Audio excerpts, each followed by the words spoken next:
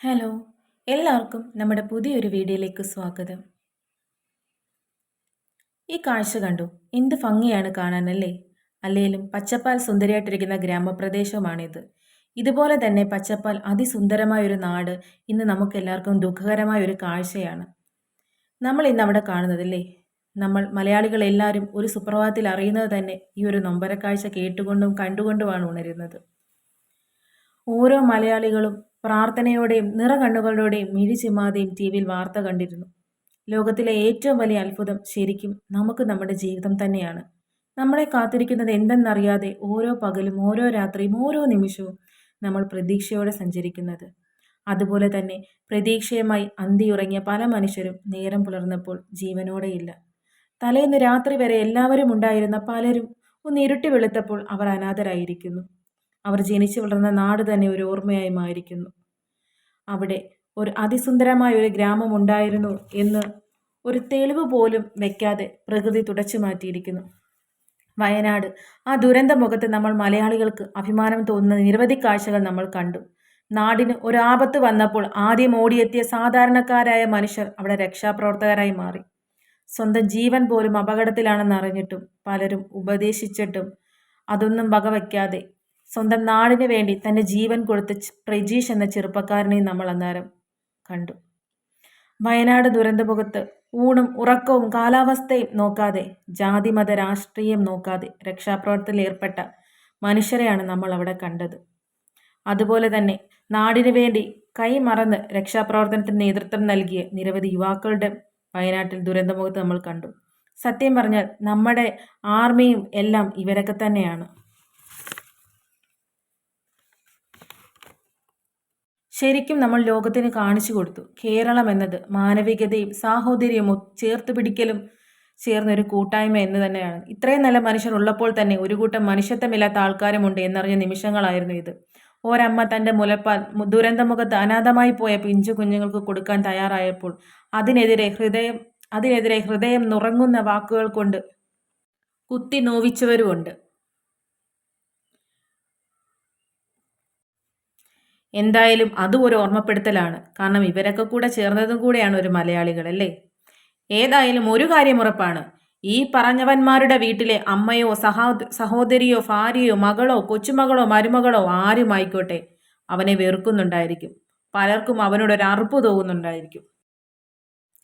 വയനാടിനെ സഹായിക്കാത്ത മനുഷ്യർ നിങ്ങളൊന്ന് ചിന്തിച്ചു കൊള്ളുക. സഹായിക്കരുതെന്ന് പറയുന്ന മനുഷ്യരും നിങ്ങളൊന്ന് ചിന്തിച്ചു കൊള്ളുക.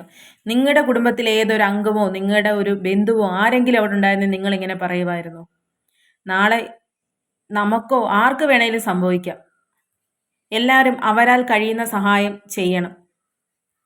കാരണം നമുക്ക് ഈ ഭൂമിയിൽ ജീവിച്ചിരിക്കുമ്പോൾ ഇങ്ങനെയുള്ള ആപത്ത് ഘട്ടങ്ങളിൽ നമുക്ക് സഹായിക്കാൻ അത് മാത്രമേ പറ്റത്തുള്ളൂ.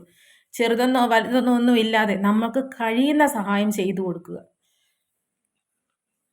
പറയുന്ന പോലെ ഒരു തുള്ളി പലതുള്ളി പെരുവെള്ളം എന്ന് പറയുന്നത് പോലെ തന്നെ അവൻ്റെ ഉള്ള കാര്യം ഉള്ളതുപോലെ കൊടുത്ത് സഹായിക്കാൻ എല്ലാ മലയാളികളും നോക്കണം. കാരണം നമുക്ക് പിന്നെയും നമ്മുടെ ബന്ധുക്കാരും വീട്ടുകാരും ഒക്കെ ഉണ്ടെന്ന് വേണമെങ്കിൽ പറയാം. ഇതൊന്നുമില്ലാതെ ഒരു രാത്രിയിൽ ഉറങ്ങിക്കിടന്ന ആൾക്കാർ നേരം വെളുത്തപ്പോൾ ആരുമില്ലാതാകുന്ന അവസ്ഥയെപ്പറ്റി നിങ്ങളൊന്ന് ചിന്തിച്ച് നോക്കിക്കേ. ഞങ്ങളെ കൊണ്ടുണ്ടാകുന്ന ഒരു സഹായം ഞങ്ങൾ ചെയ്യുക കേട്ടോ. കാരണം സ്വന്തമായി ഒരു വീടെന്ന് സ്വപ്നമായി കഴിയുന്ന ഞങ്ങൾക്ക് ഒരു വീടിൻ്റെ എന്താ പറയണ്ടേ പ്രാധാന്യം എത്രത്തോളമാണെന്ന് മനസ്സിലാവും. വയനാട് ദുരന്തമുഖത്ത് എല്ലാം നഷ്ടപ്പെട്ട ആൾക്കാരുടെ ഒരു ആയുസിൻ്റെ പകുതിയും അവർ വീടെന്നൊരു സ്വപ്നത്തിന് വേണ്ടി മാറ്റിവെച്ചതായിരിക്കും.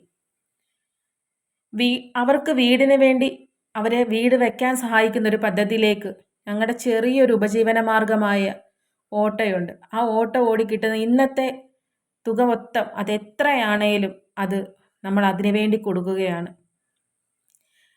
നമ്മളെക്കൊണ്ട് അങ്ങനെയൊക്കെ സഹായിക്കാൻ പറ്റത്തുള്ളൂ. നമ്മളെക്കൊണ്ട് എന്തൊക്കെ ചെയ്യാൻ പറ്റുമോ അതെല്ലാം വയനാട്ടിലുള്ള ആൾക്കാർക്ക് വേണ്ടി നമ്മളത് ചെയ്യുക തന്നെ ചെയ്യും. കാരണം പല കാഴ്ചകളും നമ്മളവിടെ കാണുമ്പോൾ നമ്മളെ കരളലിയിപ്പിക്കുന്ന കാഴ്ചകളാണ് നമ്മൾ കണ്ടുകൊണ്ടിരിക്കുന്നത്.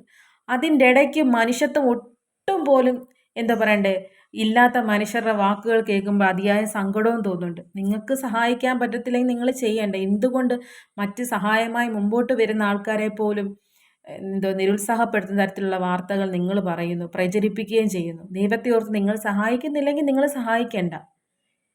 ഈ പറയുന്ന പോലെ ഈ ഞങ്ങളുടെ ഈ ഒരു സഹായം കൊണ്ടോ അല്ലെങ്കിൽ ഇതുപോലെ ചെറിയ ചെറിയ സഹായം ചെയ്ത ആൾക്കാരുടെ സഹായം കൊണ്ടോ അവർക്ക് എന്തെങ്കിലുമൊക്കെ പ്രയോജനം ഉണ്ടാവുകയാണെങ്കിൽ ഉണ്ടാകട്ടെ.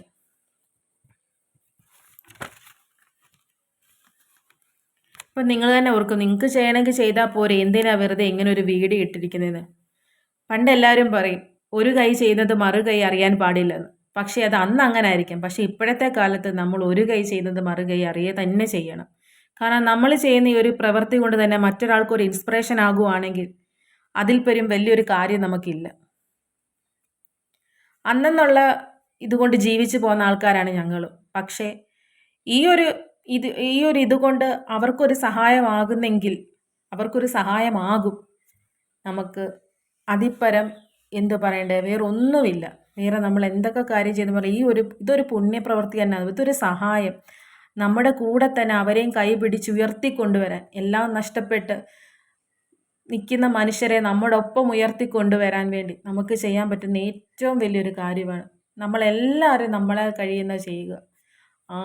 ഈ പറയുന്ന പോലെ നമുക്ക് എല്ലാവർക്കും എല്ലാം തികഞ്ഞവരോ എല്ലാം ഉള്ളവരോ അല്ല. പക്ഷെ നമുക്ക് എന്തുവാണോ ചെയ്യാൻ പറ്റുന്നത്, നമ്മുടെ കയ്യിൽ എന്താണോ ഉള്ളത്, അതിൻ്റെ ഒരു വിഹിതം കൊടുത്ത് അവരെ നമ്മുടെ കൂടെ നമ്മുടെ ഒപ്പം നമുക്ക് കൊണ്ടുപോകണം. വയനാട്ടിൽ എന്ന് ചിന്തിക്കുക പോലും ചെയ്യില്ല. നമ്മുടെ നാട് നമുക്ക് പറ്റി എന്നൊരു രീതിയിൽ നമ്മുടെ ഒപ്പം നമ്മുടെ കുടുംബത്തിലെ ഒരാൾ ഇല്ലാതായി കഴിഞ്ഞാൽ നമ്മൾ അനുഭവിക്കുന്ന വേദന. അപ്പം നിങ്ങൾ ഓർത്ത് നോക്കിക്കേ, ഒരു രാത്രിയിൽ എല്ലാവരും കെട്ടിപ്പിടിച്ച് കിടന്നുറങ്ങിയ മനുഷ്യർ പലരും നേരം വെളുത്തപ്പോൾ അവർ അനാഥരാക്കപ്പെട്ടിരിക്കുന്നു. ഭാര്യയില്ല, മക്കളില്ല, അമ്മയില്ല, അച്ഛനില്ല എന്നൊരവസ്ഥയിൽ അവർ നിസ്സഹായരായി നിൽക്കുമ്പോൾ നമ്മുടെ ഈ ഒരു സഹായം അവർക്ക് എന്തുകൊണ്ടും അവരെ ജീവിതത്തിലോട്ട് തിരിച്ചു കൊണ്ടുവരാൻ പറ്റുകയാണെങ്കിൽ ഇതിപ്പരം നല്ലൊരു കാര്യമില്ലല്ലോ. അപ്പം എന്തായാലും ഇത് എത്തേണ്ട കൈകളിൽ തന്നെ ഞങ്ങൾ എത്തിച്ചിട്ടുണ്ട്. എല്ലാം നല്ല രീതിയിൽ നടക്കട്ടെ. എല്ലാവരുടെയും വീടെന്നുള്ള സ്വപ്നവും നടക്കട്ടെ.